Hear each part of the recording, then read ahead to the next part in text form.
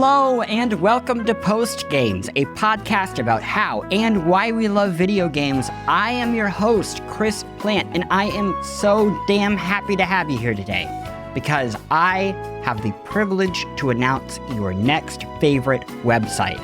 It is called Mothership, a site that stands at the intersection of gender and video games. Today, I'll be chatting with its founders, Maddy and Zoe Hanna. They'll give us a primer on the history of women in games media dating back to the early 1980s. They'll share their months-long effort to make Mothership a reality. But first, I'd like to share a portion of the publication's introductory statement. Whenever we boot up an RPG character creator or we pick up a tabletop RPG character sheet, we can't help but interrogate the choices that are available and the ones that aren't. We've noticed how many female video game characters, even our favorites, have hourglass figures and pale complexions. We can't help but consider and interrogate the gender norms on display among male characters in games as well, whether we're revving a lancer as Marcus Fenix, or swinging a sword as Link, or putting on a Gerudo disguise. At Mothership, you'll read writing from a diverse roster of contributors. You'll find reviews, criticism, and opinion stories about games' depiction of gender, as well as stories about how these games are marketed. You'll get investigative reporting on the people who make games. In an era when DEI is on the wane, you'll read historical deep dives on the games and creators that paved the way, especially those that didn't get due credit way back when. The introduction continues, explaining that Mothership is a site for everybody, and it covers games of all kinds, the kinds that you're seeing on your computer or TV screen, the kinds that are on a table, or games that exist anywhere else. This was such a wonderful conversation. It's about games, about gender, about media, and fundamentally, it is about the deep urge that we all share to connect and be seen. So, today on Post Games, Mothership lands on Earth. Act 1, a history of women in games media. Act 2, Mothership. A Patreon bonus, imagining a better future for video games. And of course, Act 3, the news of the week. And a little extra Patreon bonus. I'll just throw it in right here. Maddy and Zoe were kind enough to prepare an entire primer on women in media in general. In 15 to 20 minutes, you can learn the history of women in journalism dating back to the Victorian age. That is a special mini episode, a little supplement, and you can get that on the Patreon. But before any of that, you're going to want to listen to this episode because there is so much here. You will leave feeling sated and full. So, let's get to it.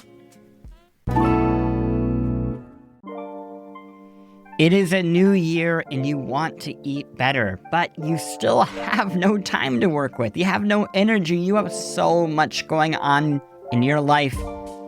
What do? You do Factor. 2 minutes, real food, and you are done. You're not failing at eating healthy. You're failing at having 3 extra hours in every night. You're failing at not being a chef and wanting to do cleanup. Factor takes care of that. It has delicious food that is good for you. You got lean proteins, colorful veggies, whole food ingredients, and none of the yucky stuff, no refined sugars, no artificial sweeteners. It will offer you whatever you need to match your lifestyle. For me, Mediterranean diet, it really works well. But maybe you need something else, like a high-protein diet or GLP-1 support or ready-to-eat salads. Whatever it is, Factor wants to meet you on your page. Always fresh, never frozen, and like I said, ready in 2 minutes with no prep, no cleanup, just chill. I use Factor. I think that you should too. Head to factormeals.com/postgames, 50 off, and use code postgames50 off to get 50% off your first Factor box, plus free breakfast for a year. Offer only valid for new Factor customers with code and qualifying auto-renewing subscriptions purchase. Make healthier eating easy with Factor. Act 1. A History of Women in Games Media. Today's guests are Maddy Myers and Zoe Hanna, both of whom I previously worked alongside at Polygon. Before Polygon, Maddy wrote and edited at Kotaku, the Mary Sue, Paste Magazine, and the Boston Phoenix. She currently hosts the Triple Click podcast with Bloomberg reporter Jason Schreier and Strong Songs host Kirk Hamilton. And Zoe? Well, before Polygon, she worked at Hearst across many publications, including Popular Mechanics and Runner's World. Her writing has appeared on a wide range of places, including Wired, Aftermath, and IGN. You can visit their new publication at mothership.blog. Some of the site is available for free, and some is behind a paywall. So if you want that and all other benefits, it's available for $7 a month. We'll dive deep into Mothership in the second act. But first, to pave the road, Maddy and Zoe will start with the history. Here we go. What is the first video game publication that y'all are aware of that is run by women? And it not necessarily an explicitly feminist publication, though maybe it is, but yeah, what were you able to find? I loved discovering this, and there's probably another one before this that we don't know about. I'm just going to go ahead and say that. But here's the first one I could find. It's Computer Entertainer from 1982 to 1990. We're talking about going back to just big text blocks on a page again here, because this was a mailed monthly newsletter that was run solely by two women who were sisters, Celeste Dolan and Mary Lou Badeau. You can find all of the archives online still. And I did read them, and they're incredible. They're basically video game previews about early 80s era games. And by previews, I mean reporters would go to massive events by Atari or whomever and play a bunch of games. And then in the case of Computer Entertainer, later it was called the Video Game Update. It had both names at various points in time. They would just quickly write up, like, here's the games that are pretty good. Here's the ones that, seem fine. And, like, just publish, like, release dates. Like how at Polygon we'd publish the release calendar and the three of us would work on that. This was like that. Like, gamers back in 1982 still wanted to know what's coming out. What should I be looking for in stores? And so these two women were running this in the 80s.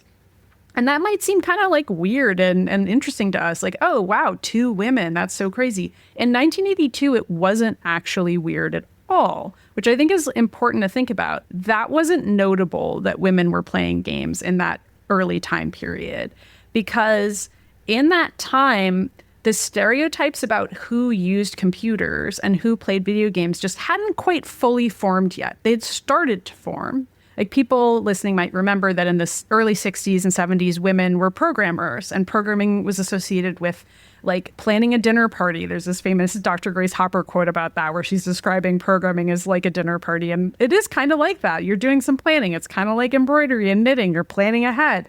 But computing also became increasingly associated with mathematics and also with huge financial implications. And those two things make a job masculinized. And so that was already starting to change before the 80s. But 1982, 83, that's like the huge boom of personal computing entering people's homes. We're back in the domestic sphere again, folks. And that is part of why these stereotypes were a little confused for a hot second. And it started to be like, okay, who are games for? And in that golden time period of arcades and personal computing exploding, that was also a time period when women actually were getting computer science degrees in the highest numbers ever recorded. So in 1983, 37.1% of computer science degrees were being gotten by women. After that, that number starts to go down, because that's when that stereotype starts to change, is after 83. And presumably in the years after Computer Entertainer was being published, these women probably started to see those stereotypes change as well. I wasn't born yet, so I can't speak to that. I'm so young, guys. No, just kidding. I wasn't trying to make any type of point like that. But, by the time I was playing games, that was in the 90s and the 2000s. And that was when advertisers and marketers and the stereotypes about games being for boys and men and personal computing and engineering and programming, those were boy things when I was growing up and when I remember those things being on shelves. They weren't in the pink toy aisle, let's put it that way. I'd love to hear about your experiences as young women enjoying video games or being part of the video game community. I have a journey that is honestly really similar to, I think, a lot of other women and just people who aren't men when it comes to games, which is that I was exposed so much as a child and steeped in it so much as a kid. And then as I started to grow older and become a teenage girl, I rejected it. And that was, in part because of me wanting to be perceived as more feminine and more girly, but it's also part of being pushed out of those spaces by, other peers, my age, adults. Super common experience. Yes. So I didn't really steep myself in feminist games journalism or games journalism in general until I was in my early 20s, which is not that long ago.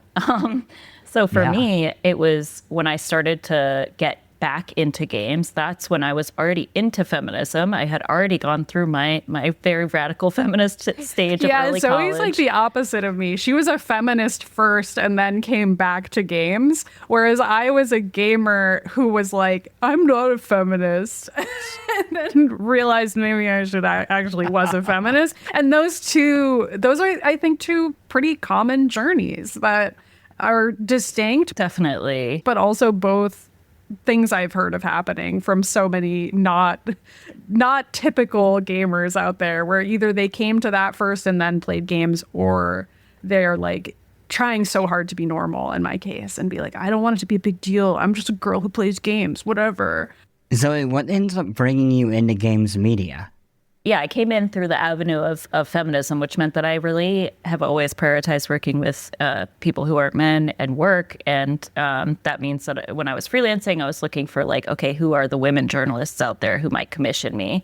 Also, it's obviously harder to get your stories placed as a woman. So I wanted to reach out to other women who might be interested in it. And one of those people was Syra Mueller, who we also worked with at Polygon. And that's part of why I was so excited when she got hired, even for a temp role at Polygon, because she's one of the first journalists who I really understood as oh, I could do a career that looks like this. I could do specifically games and also keep my focus on feminism, which I've always had through my entire career of journalism.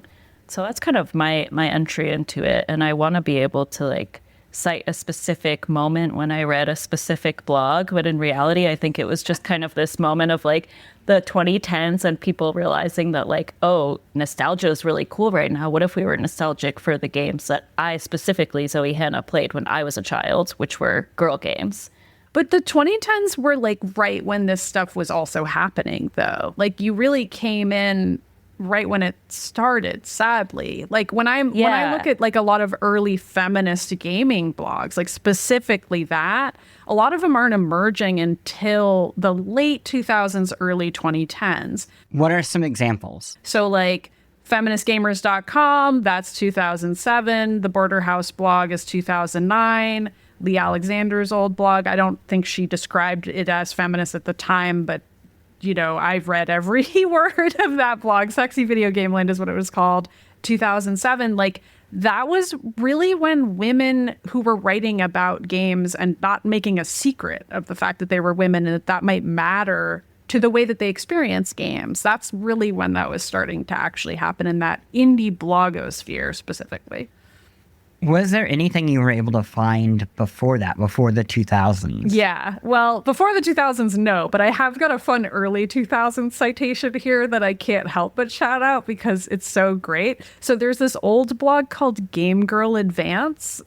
Get it? Game Boy Advance, but it's girl. Sure. Anyway, it was written by Jane Pinkard, who actually works for Xbox now and has wholly deleted the blog. And so sorry for blowing up her spot, but she had a blog in 2002 that was called Sex and Games, Res plus Vibrator, that quote unquote went viral back then in the sense that it was shared on a lot of blogs because she talked about the vibrator attachment in the game Res, which she and her partner picked up on a visit to Japan at the time and played with. And she wrote about using it for pleasure. And like, as a teen girl reading this, I was like, not only is my mind blown that a woman is writing about games without that being weird, but she's also like talking about having sexual desires and having that not be weird or something to be ashamed of. And that was super formative for me to be reading a blog like that, and absolutely influenced me in a positive way. So I think at the time people were kind of like scandalized by the fact that she wrote this post, but my mind was blown by this in a good way. And I was like, we need more people writing about things like this. And I still feel that way about this blog so many years later. Okay, so you mentioned this. You mentioned the blogosphere period. It is starting to be something that people who are not outright seeking it out are coming in contact with. So how does mainstream culture, I guess mainstream video game culture, respond to it? Not well. Not well. If you can believe it, not well. I mean, sometimes I have to ask a question and I know the answer to, but I it's do. like, And okay, so brutal. like we're talking about this time period where a lot of so we've done some real broad strokes on journalism, and I talked about like the 1900s and like these white male dominated newsrooms. That's still true today. Like, even now, we got a lot of white, straight, male-dominated newsrooms. It's just the case. Those numbers aren't as bad as they were in 1910, certainly, when women were writing sob sisters stories.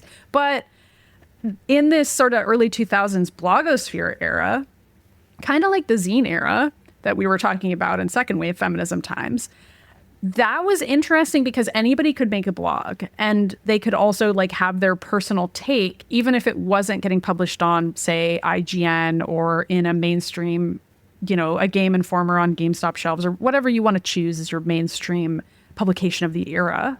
And that also meant that if you were a marginalized person and you wanted to write about your identity, it was pretty easy to do. You didn't have to like get that approved because you could just type it into a blog and have it up. And that meant that there were sites like Gay Gamer, and there were sites where Black gamers convened, and sites where people of all different kinds of identities convened and talked about specific issues relevant to games that pertain to their identities.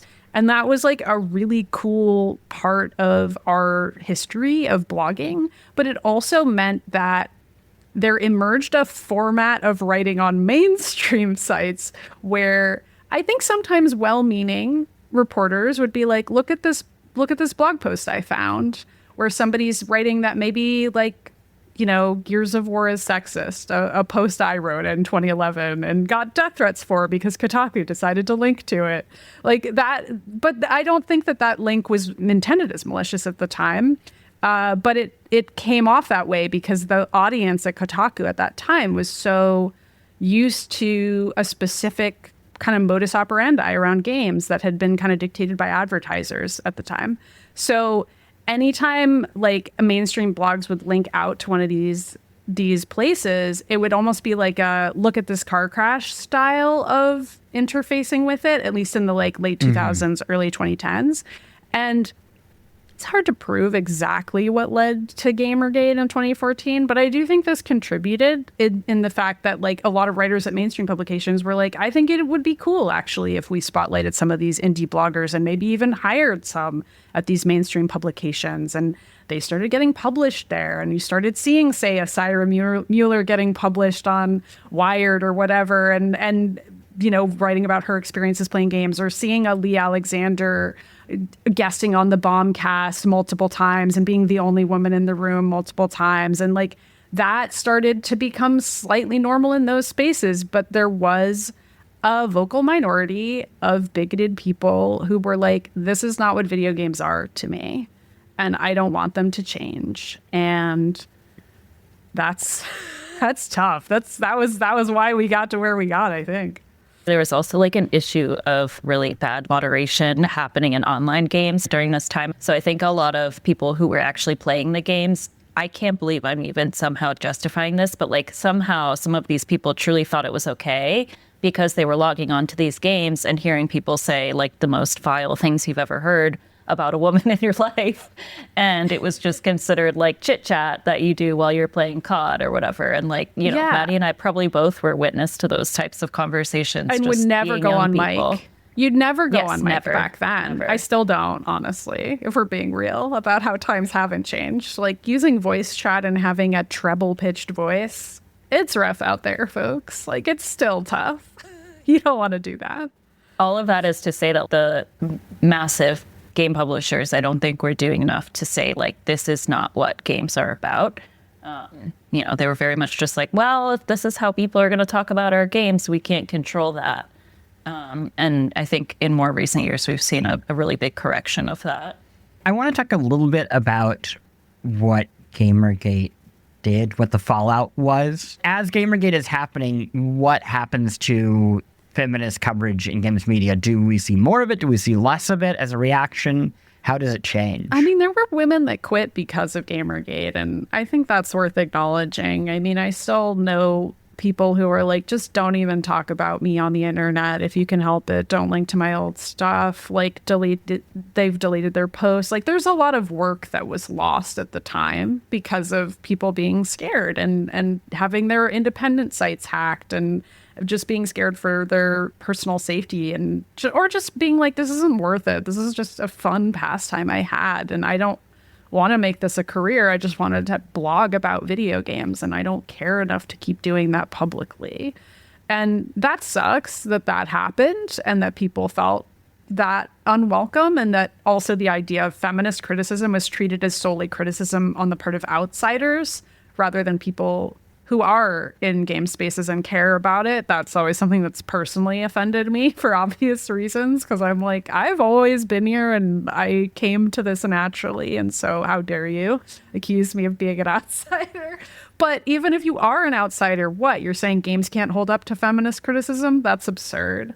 But then there were people who continued to do the work. I mean, I pretty soon after Gamergate ended up working at the Mary Sue, which was founded in 2011 by our former colleague Susanna Polo, and was a feminist geek website explicitly. And I was working there in 2016 when Trump won, and I was like, I feel like I'm doing important work, but also, holy crap, this sucks. And like writing about feminism every day felt bad because we were really in the midst of a backlash then. And I think Gamergate felt like a really early ill omen of the backlash that we're in now against feminism, against the progressive ideals that felt like a foregone conclusion during the Obama era in a lot of areas. Like, I don't think you could have told me back then that, like, oh, we're going to overturn Roe v. Wade or any of the other things that have happened in the past 10 years. I don't think I would have believed them. But I think we're still in that backlash now. And that's part of why Zoe and I feel the way we do, and why we feel like it matters that we still do this and that we still make our voices heard on this, even now. Before we move on to the next section, because I want to hear all about Mothership, I do want to hear from you, Zoe, of who is the audience for feminist games media today.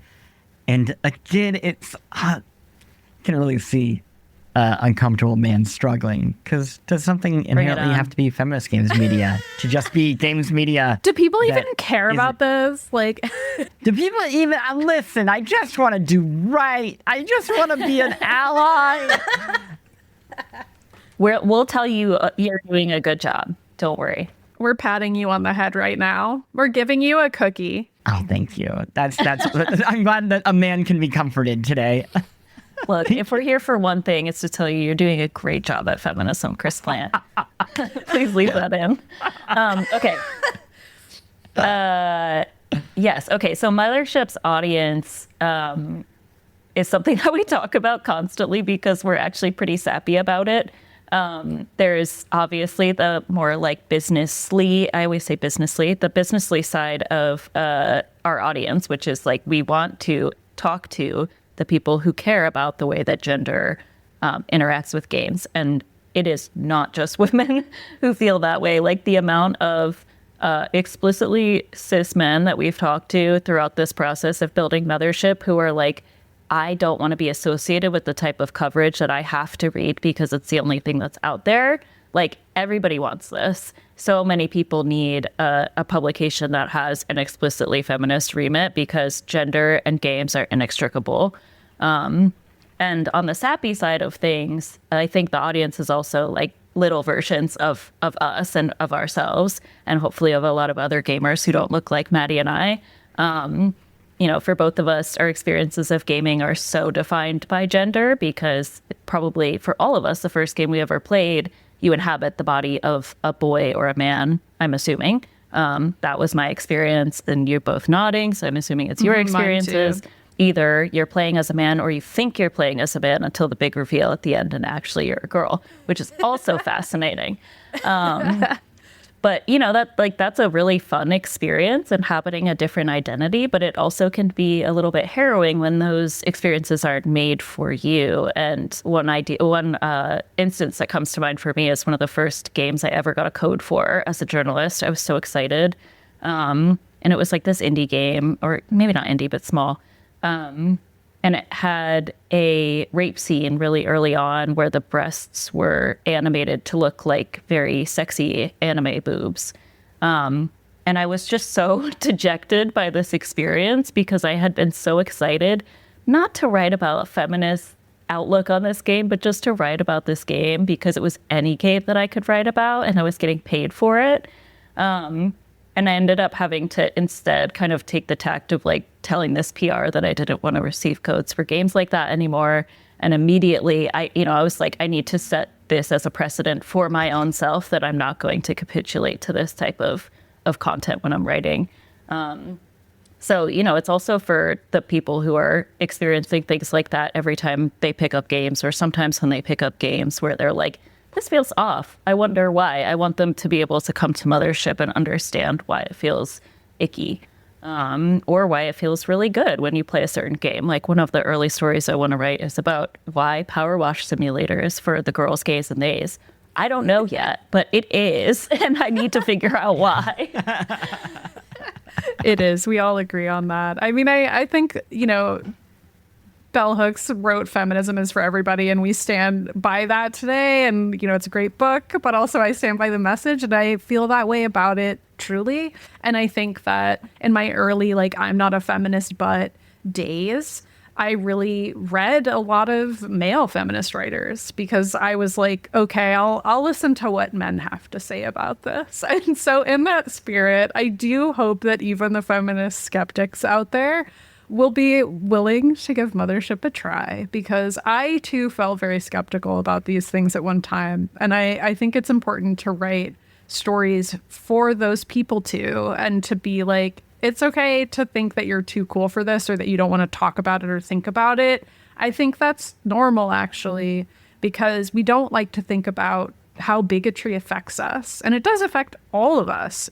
Like, binary gender roles affect all of us. Rigid gendered expectations affect every single person in the world. And all of us are failing to live up to them every single day. And how does that feel? Bad, right? It feels bad. And that's interesting. And games are telling that story too. And they're presenting those roles, or they're subverting them, or they're doing both. And that's just fascinating, because games are a place where we're inhabiting a thing or a person. And sometimes we're getting to make choices about what that person is or looks like. So it's always going to be about gender. It's always going to be about identity and other forms of identity, and the body and how it looks, and what size is that body, and is it normative? Is it up to beauty standards? How can we make it look? Are all of the characters in it going to be pale and hourglass shaped if they're female characters? All these things are going to be things we interrogate at Mothership, and that is something that I think everybody might find themselves interested in. I love it. Let's take a quick break, and then we can come back and talk all about Mothership and how it formed in space and will land on planet Earth. Hey, works, let's right? go.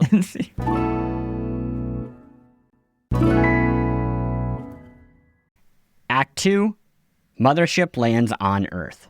Okay, we're back. And now you're going to tell us the elevator pitch for Mothership, both of you at the exact same time. We Ready? actually Go. can say it at the exact same time. Oh, God. We can definitely do that. Ready? 3, 2, 1. Teen Vogue, but for video games. Except Teen Vogue recently got gutted.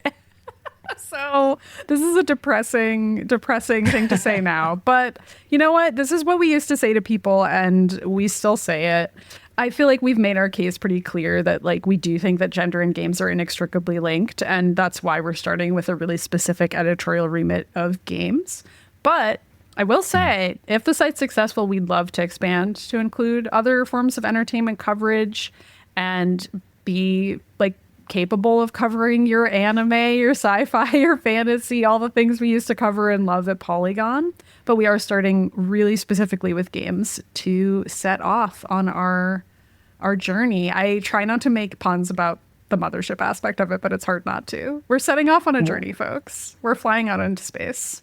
I understand the game's remit. What specifically should people expect in terms of editorial? Are we talking like, is it text? Is it video? If it is either of those, what is the form? Tell me everything.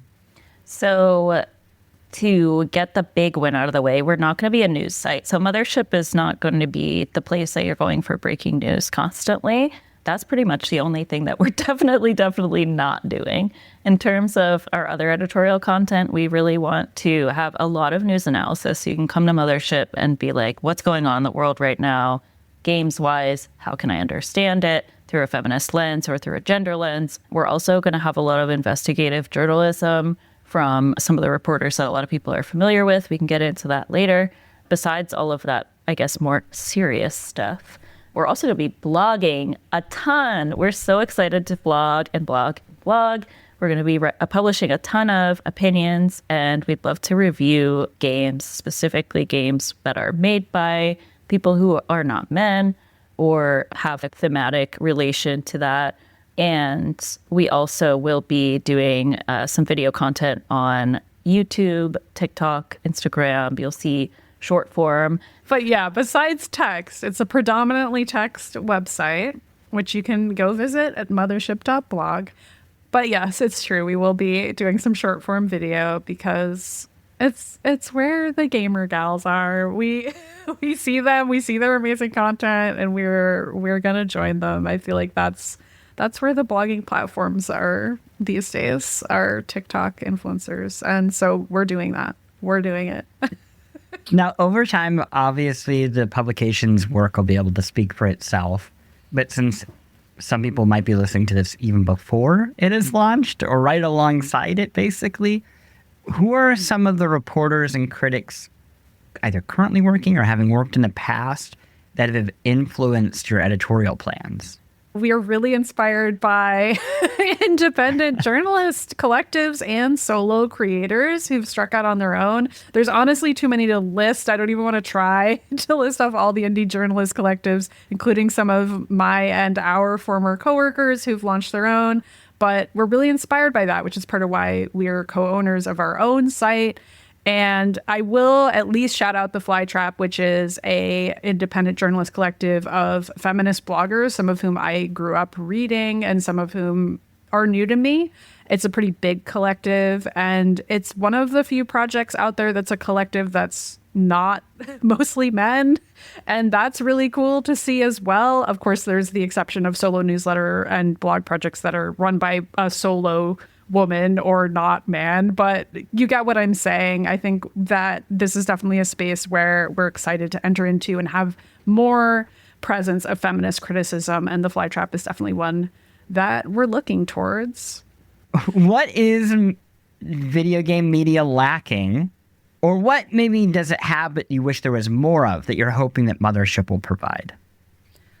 I mean, I think we all agree that video game media is lacking in general and that it doesn't exist right now and that it very literally is lacking. So I feel like there's a pretty simple answer in that sense. But part of why it matters to us so much to do reporting and interviews and especially investigations is because, well, for one, as hard as it is going to be to do as an independent collective, it's something that's really missing increasingly from a lot of sites that are trying to just produce a high volume of content, like the few remaining sites. And I don't just mean video game sites, but just journalistic institutions in general have kind of defaulted towards churn because they're fighting the machine, and I get it, and they have to publish a huge volume.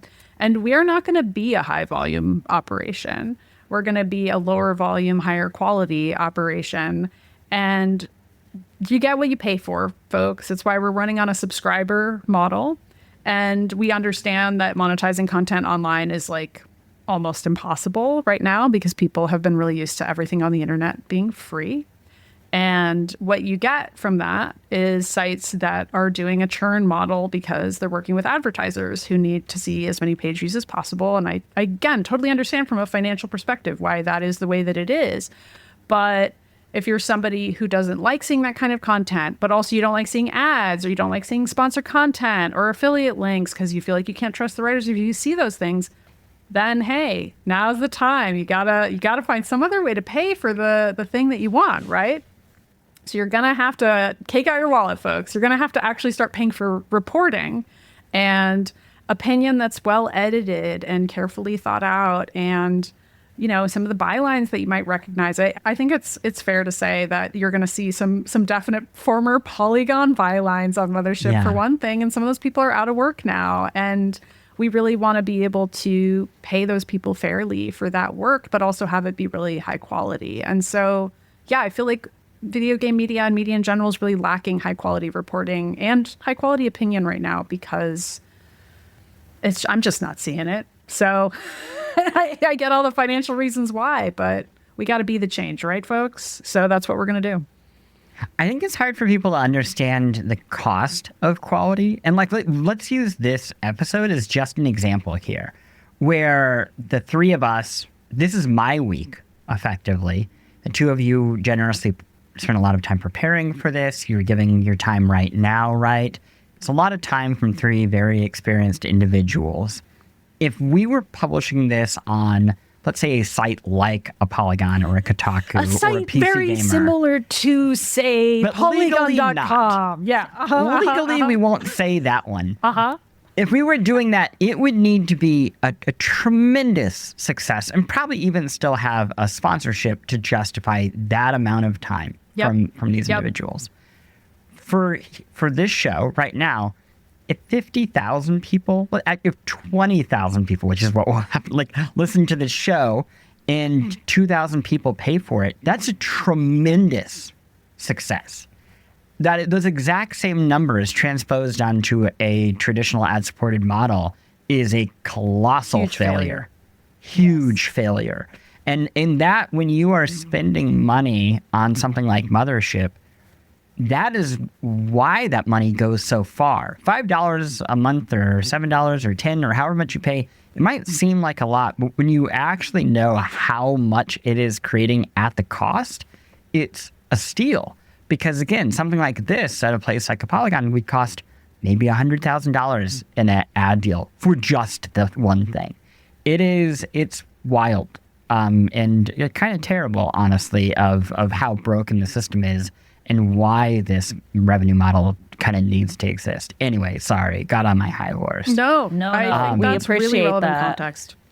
Yeah, it is, and we need to know it, but we also need to be able to be that space for those journalists who do want to do that sort of reporting or even just opinions writing, where they don't have to go to their editor and try to convince them why they need this specific feminist perspective or perspective of just some identity that isn't always represented in that publication. Even at a very left-leaning site, you still have to really justify that stuff, like you're saying. The success needs to be huge, and it's just not going to be. It has to be for a mainstream audience. Right. Yeah. And controversy is inherently not going to be pulling in those numbers.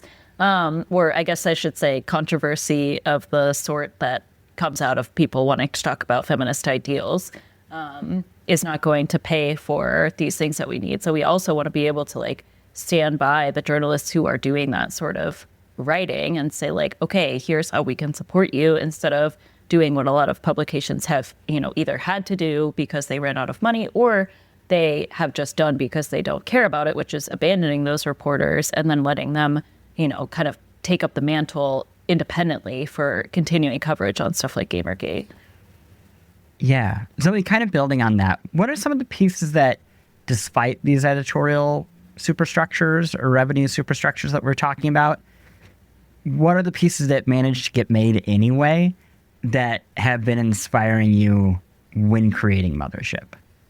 I think if we're talking super recently, I obviously have to talk about the work of Alyssa Mercante. She was, I guess she left Kotaku technically after she reported on Sweet Baby Inc. sexism happening at the studio about a year ago.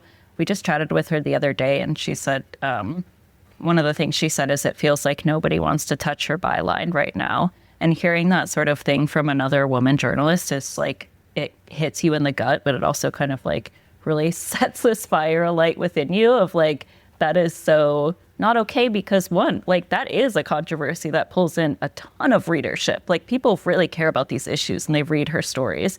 And she has kind of turned that into like, okay, I'm going to, publish these things independently. I'm going to be freelancing for Rolling Stone. I'm going to pitch the Times and stuff. But, we know that even with all of that, she still doesn't have like a home base. So that's one writer who I think about recently as like, I want to be able to provide that home base.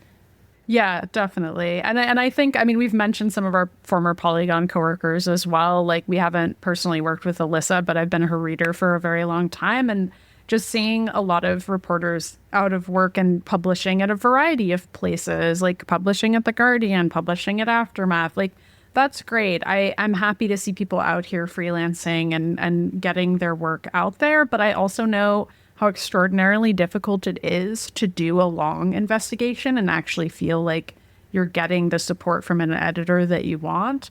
And we're really hoping to be able to provide that even on a freelance basis, as difficult as that is, as you know, Chris, for reporting in particular, like to find somebody who's willing to greenlight stories about this topic in particular, and then also isn't afraid of what might happen if we publish it.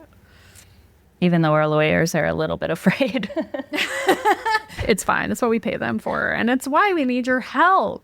How does that work? How do you have legal protection when you're an independent publication? So this is something that Aftermath also has, but there's actually a legal firm that provides. This is maybe too boring of an answer for your listeners. No, I'm curious. But I can definitely like include a link for the journalism nerds amongst our listeners here. There's a legal practice that provides essentially legal insurance to small publications, because increasingly these publications have popped up and they can only afford to pay a retainer of a few $1,000s a year. And it's kind of like, again, I say insurance because it's similar to any other insurance plan. It's an insurance against a major studio suing us and putting us out of existence instantly by saying that we can't exist at all anymore because we published a story that may have been 100% true, but which some other big studios' lawyers can afford to just bury us completely on.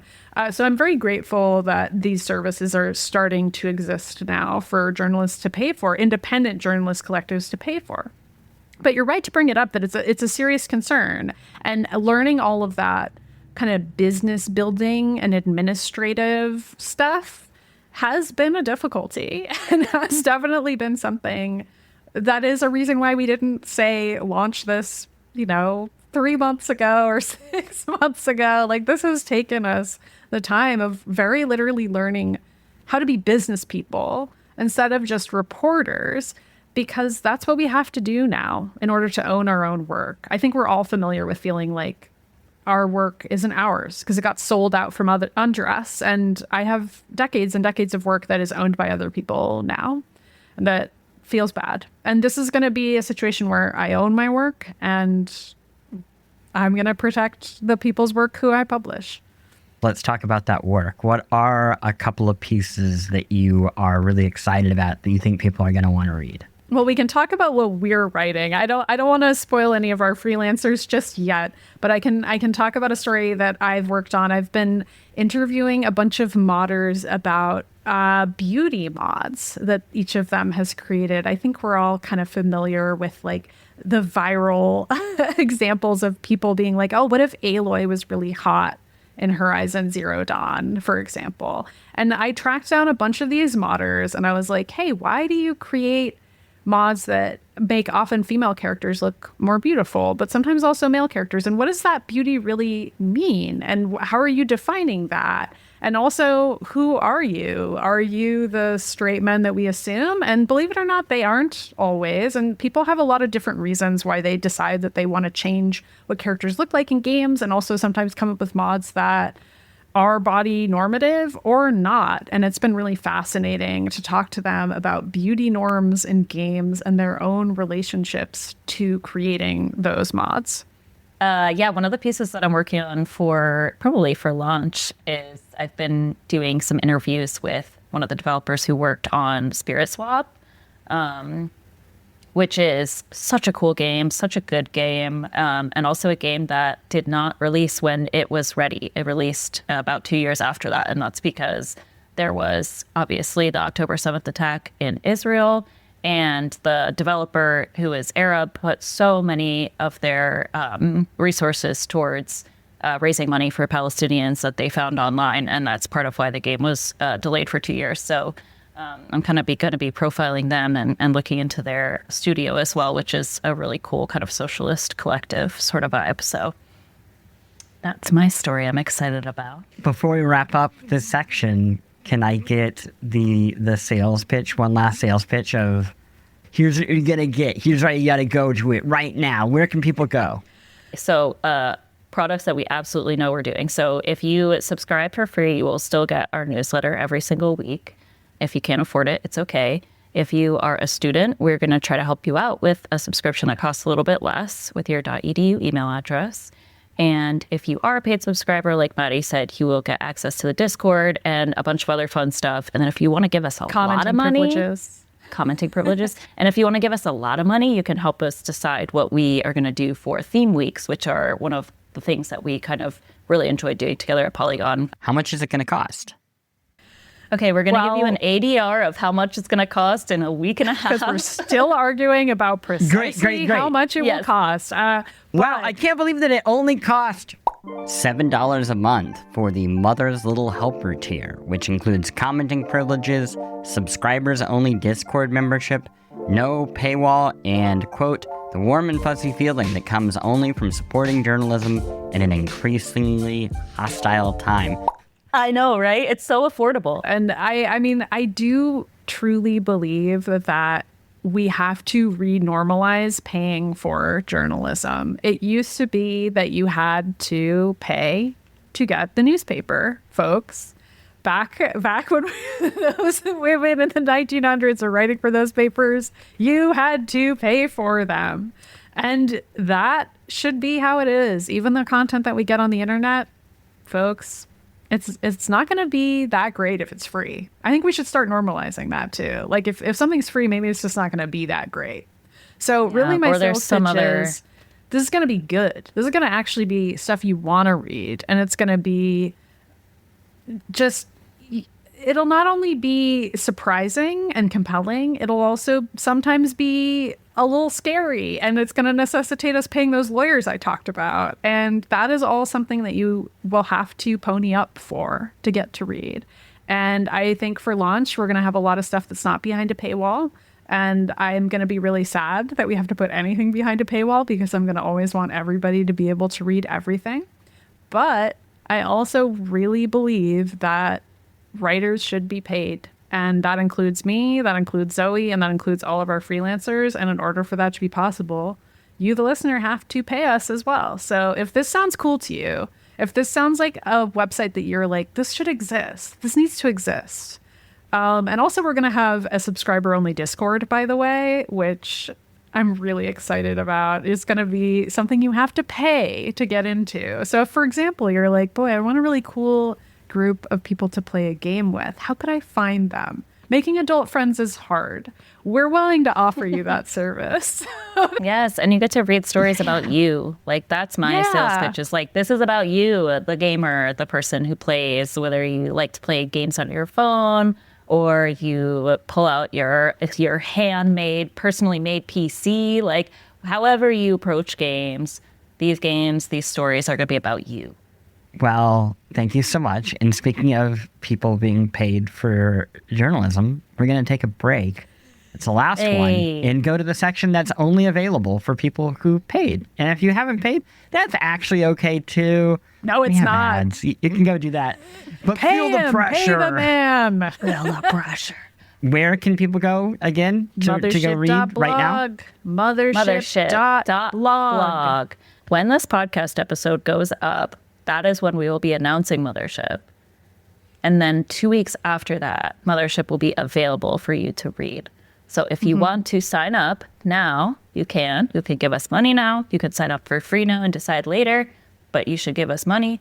And then on the 26th of January is when we will be launching to the public. Yeah, there'll be actual articles on the website then. Even better. Go right now there's give fake the articles. media you want to see in the world money. That is the message of the day. It is, though. It is.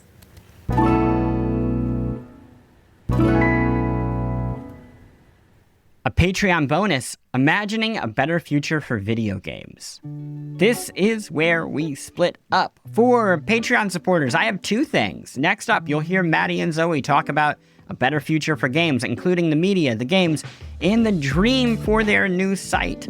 You will also find that bonus mini episode of Post Games that I mentioned a little bit earlier. Maddy and Zoe researched the history of feminist media dating back to the Victorian era and up to the present day. It is a great supplement to this episode. For everybody else, do not worry. We will head straight to the news of the week. The video game world is slowly waking from its holiday slumber, meaning new releases and a handful of, let's say, surprising announcements have arrived. And also, listeners, you should stick around to the very end to enjoy Postgame's latest edition, the closing song. We have a new tune from Angeline Era, the beautiful PlayStation 1 style game that is rapidly winning the hearts of everyone who bumps against it.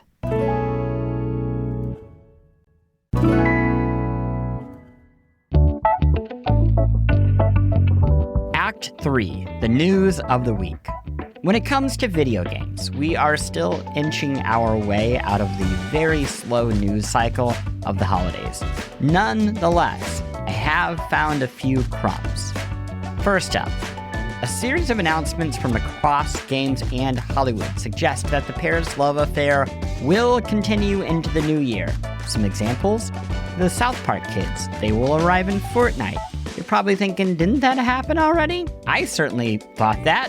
Turns out, no. Their diminutive figures will be piloting cardboard mechs.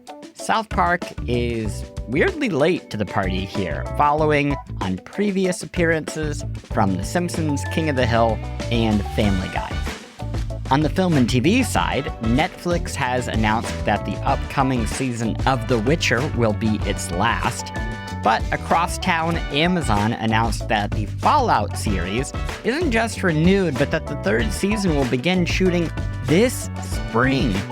Meanwhile, Patrick Soderlund, the head of Arc Raiders studio Embark, told GamesBeat that he, quote, can't tell you how many companies have reached out to us wanting to make a TV series or a movie out of this. So, games, movies, TV, it's just gonna get blurrier and blurrier. In other news, Eurogamer reports that analyst sources expect with, quote, 100% certainty that Cyberpunk and The Witcher developer CD Projekt Red will release significant new content this year. The expectation? New The Witcher 3 DLC. Now, The Witcher 4 has been announced and shown, but won't be arriving till 2027 at the absolute soonest. So perhaps we will see something that connects the two. And lastly, I know that you had too many games to choose from. Trust me, I know. But on the off chance you are craving something from a different era, an older era, one that might be found in a grandparent's basement, covered in copies of the newspaper from the 1990s, well, have I got good news for you. Good Old Games has a huge sale on classics going on right now. I mean, we're talking about like hundreds of games that you could choose from. games that you probably missed many, many, many years ago, maybe before you were even born, so you can finally decide, is 2026 the year you play Spore? And that is the news of the week.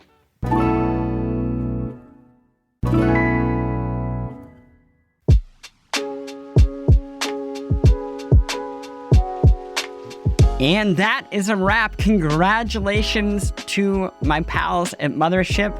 They are now on the long, hopefully very, very long journey of running their own thing. It has been such an honor to be able to make my own thing for you, and I know exactly what they are feeling right now. That mix of joy and fear and stress and excitement. And I hope that you can join them on that journey. There's going to be so much cool stuff to check out there. But as for what's going on here, next week, I am talking about one of my favorite video games in years, Perfect Tides Station to Station. Now, this is technically a sequel. Don't worry, you don't need to have played Perfect Tides to enjoy this game or to enjoy this episode. What you do need to have an interest in is the memoir as a video game, because that will be the big topic of the episode. You see, Perfect Tides, Station to Station, and the original are based on the life of its creator, Meredith Gran. Station to Station is set in New York City in 2003 as the lead character Mara, inspired by Meredith, enters her freshman year of college. Now, I'm a little biased here because I also became a freshman in New York in the early 2000s, literally a year after this, 2004. And many of the locations are so familiar to me, and many of the experiences are so familiar that it becomes uncanny. And that's what I want to dig into. What makes video games so rich as memoir? What power do they have to help us relate to one another? And what are their limitations? How can they also help us preserve a space and a moment that is gone forever? We'll talk about all of that, and we'll talk about what makes this game so special more next week. But for now, a reminder, post-game supporters get the show and the newsletter early on Fridays at 5 p.m. Eastern at the latest. Usually before that, they get extra acts and bonus materials. This week they got two things. You got the future of games and imagining a better version of it. You also got the bonus mini episode that is a history of feminist media. Plus, each month, subscribers get a bonus episode. This year, I'm focusing on the history of 2026's major anniversary. So, we just had an episode go live that is the history of 1996 in video games. This is the moment that video games go 3D. We have Tomb Raider, Resident Evil, and most importantly, the Nintendo 64 and Super Mario 64. It is a bonkers moment, and I'm so glad that I had the help of the co-host of My Life in Gaming, the wonderful YouTube channel, to guide me through it. And no ads on anything. Subscribe to the Patreon at patreon.com/postgames. Subscribe to the newsletter for free at post.games and get full show notes, including links to everything I mentioned. Post Games logo by James Barham, theme by Mark Sparling, and a special thank you to this week's guest, the co-founders of Mothership, Maddy Myers and Zoe Hanna. Like the show? Leave a review on Apple or Spotify, or share the show with a friend. Thank you so much for listening. I'll see you next week. And now, the music of Angeline Era.